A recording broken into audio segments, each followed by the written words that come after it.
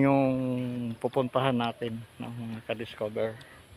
Susubukan natin kung makahanap tayo ng mga kakaibang sign marking. Let's go! Bye bye! Tatawid tayo dito sa ilog kung saan ay ito ay malaki. At yan yung target natin. Masukal.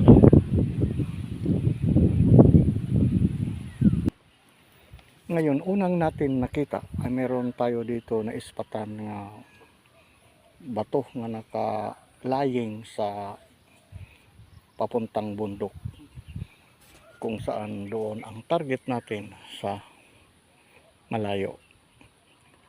Kung papansinin natin ito, mga ka-discover, ay mayroon siyang parang siyang letter K. Ayan. Ang pinapahiwatig nito ay isang lugar na ito may bundok at saka ito creek na nag-join sa isang lugar. Kaya hahanapin natin kung sakali man ay matagpuan natin, posible nga makakakita tayo ng isang mga markers. Go. Ito na yung prospect target natin. Ay dito lang tayo sa baba, mga ka-discover. Dito lang ang daanan na atin trail na malulusutan, masukal. Dito muna tayo sa gilid. Ay ating titingnan kung ano ang nasa paligid dito na safety tayo sa pagdaan. Doon tayo pupunta sa puno na yon ng ano ito, bamboo. Okay, let's go.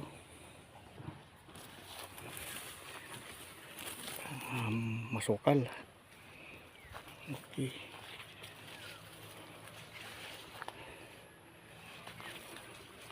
madilim yung ilalim na po, mga ka-discover. Sana hanapin natin yung creek na nakasulat doon sa una nating nakita. Dito sa puno mayroon tayong naispatan ng mga big boulders, hindi lang klaro. Ayan ang lalaki na posible may creek dito. Ayan. Mag-ingat tayo dito dahil ito yung isang trap or patibong. Pag atin na ganyan sa paa ay sigurado masugat tayo, kaya matutulis ito. Ito yung unang trap na sa paglalakad natin dito sa kabundukan. Pag di natin ito nakita, nakawayan na nakatabas o naputol, ay sigurado napakatulis itong edges na ito. Yan ay pag tumama sa lulod dito ay sigurado butas ito. Itong sapatos kaya butasin dito sa mga tinik, mga ka-discover. Ayan.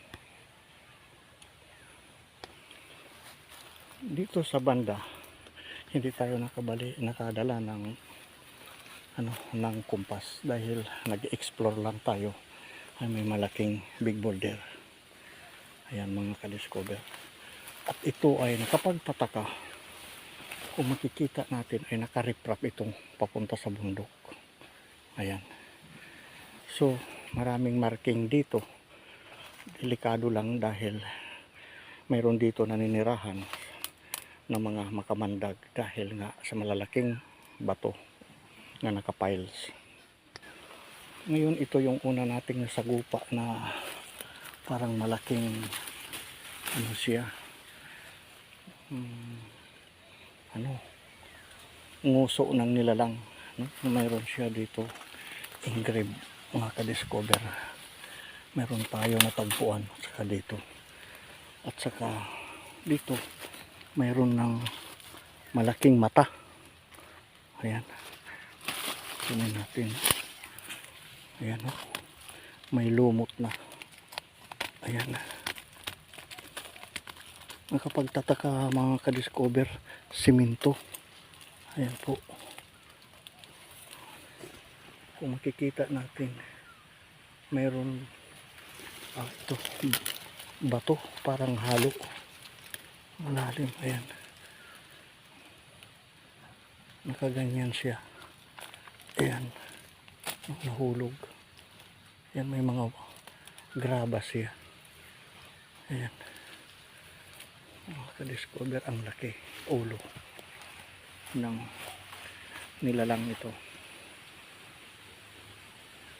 Ayan, na mayroon siyang isang mata na ang tinuturo naman doon pabaliktad, tapos dito ang tinuturo papunta dito sa baba, na ang kanyang side mayroon doon naka-formation na ano yun, ayan, malaking bato na nakapatong, mga ka-discover. Ngayon, subukan natin i-explore ito, dalawang mata, ayan, at saka isa, para siyang malaking bayawak na ulo. I-explore natin yung gilid dito, ang lalaking mga nakapiles dito na bato, tabi-tabi po. Pagdating dito sa ilalim, mayroon dito malaking right foot, ayan, mga ka-discover. Saka mayroon siya dito back up naman, hindi maklaro. Ayan, ayan po, na 2 meters papunta dito sa malaking ulo ng nilalang na tinuturo niya itong right foot. Ang meaning nito ay travel papunta doon sa unahan, na ayan yung dalawang bato na nakaumpok.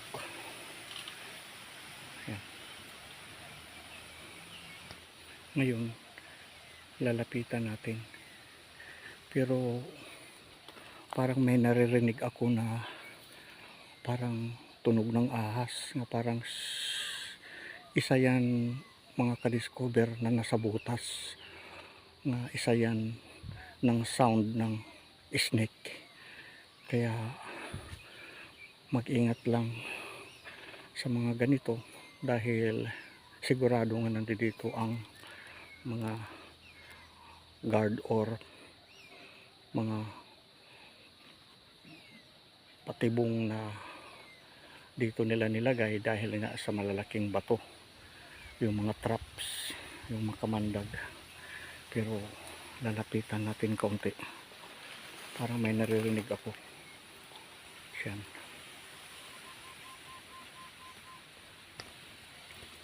Diyan tayo galing. Ito yung foot marker, right, dito tayo.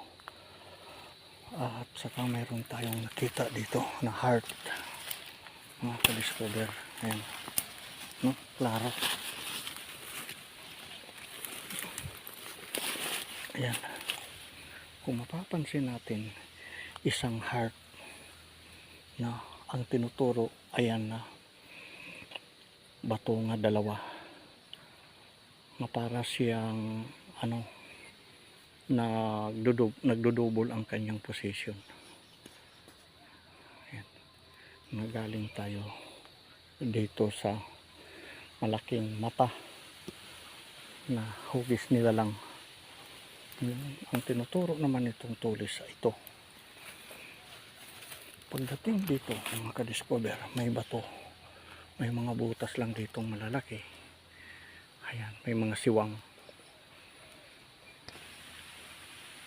Kung mapapansin natin, ayan, no, na bato, may malaki dito sa puno ng bamboo. At yan yung mga big boulders pa dyan, naka-riprap, ay ito, para siyang yung male, female. Kayo na lang po ang mag-analyze nito, na ayan ang forma ng bato. Yan.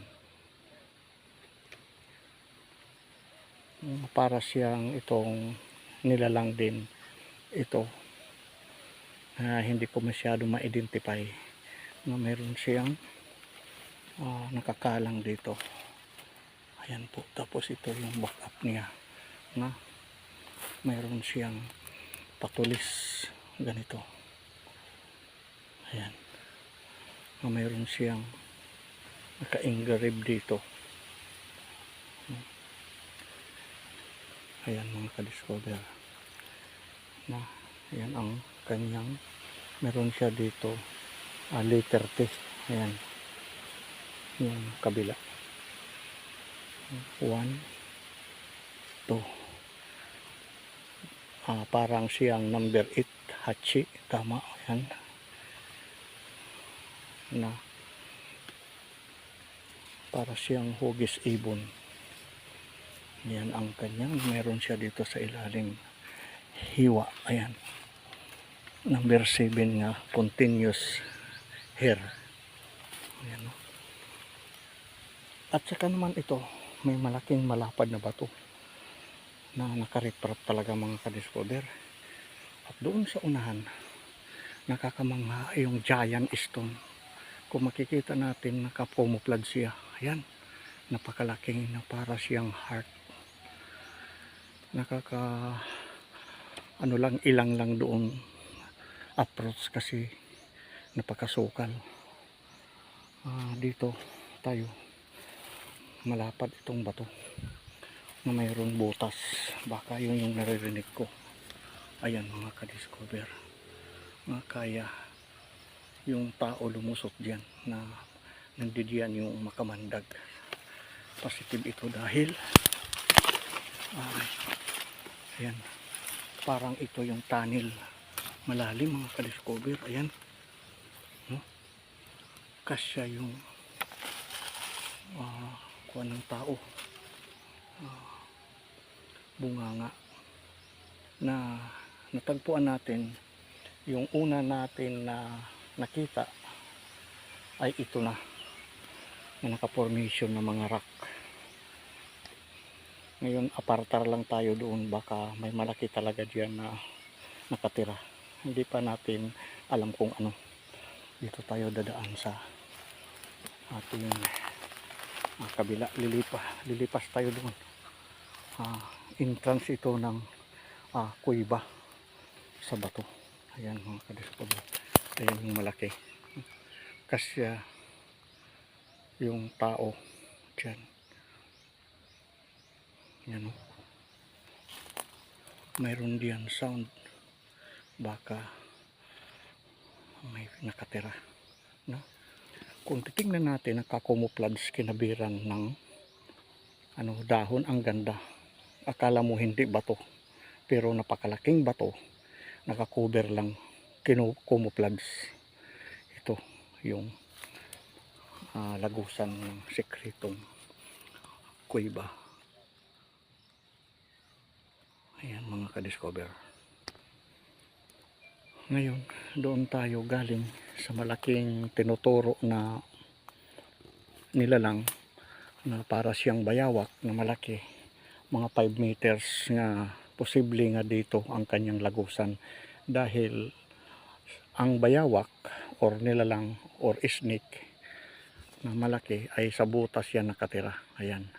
Kaya ito ang tinuturo dito na butas na malaki pabundok mga ka-discover. Ito yung sekreto ng lagusan na camouflage ang ibabaw. Doon sa unahan yan yung malaking giant na stone heart. Ayan, na camouflage din sa kabundukan. Hindi basta-basta makita sa mga damuhan. Ayan. Ay approach natin kaunti. Tabi-tabi po. Ayan, may sinkhole dito na iba ang amoy. Parang malansa or hindi ko maintindihan yung amoy dito. May butas dito ng malaki. Ayan. At yan. Napakalaking bato ito, mga ka-discover. Ayan po.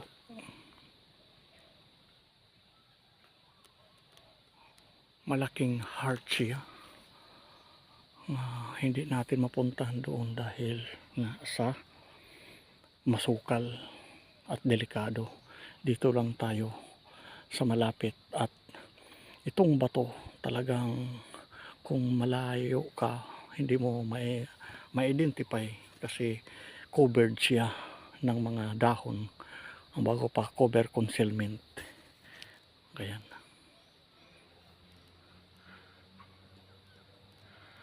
Dito sa baba niya may mga bato ng malalaki na nakatambak.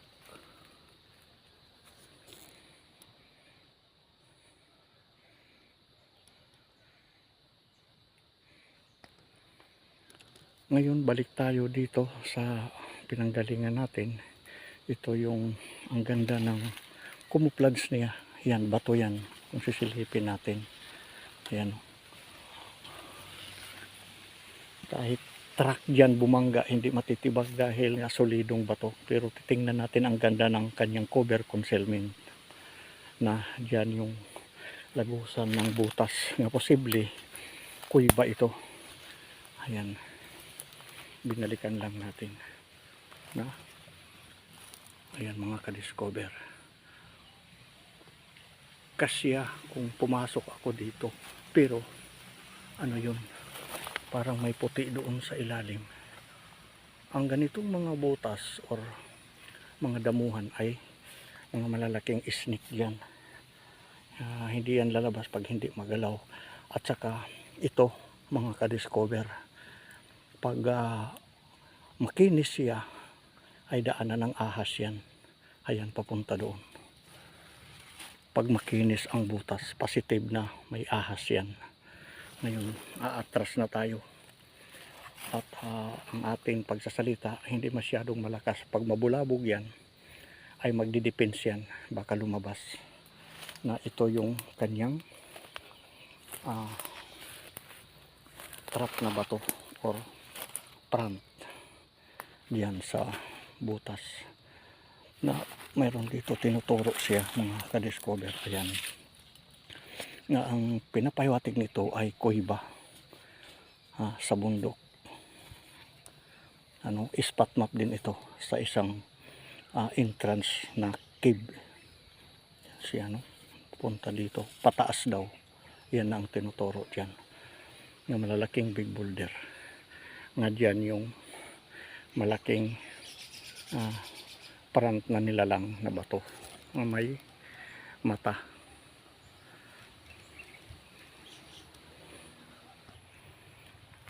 Ngayon babalikan natin dito yung isang foot marker yan.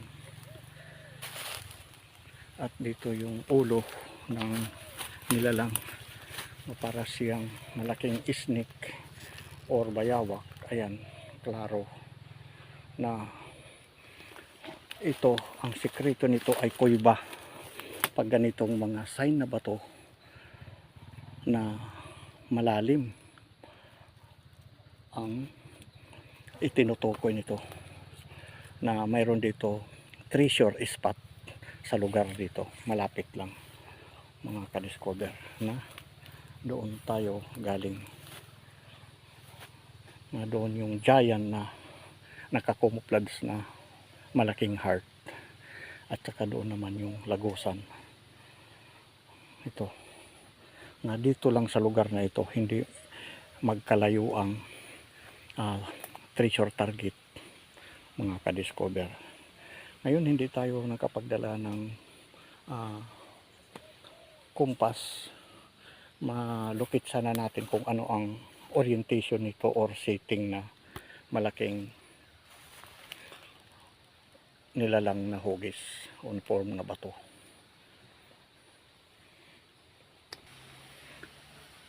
Hanggang dito na lang si Green Discovery, at marami pong salamat sa ating pagbabalik treasure weekend hunting marking sa kabundukan.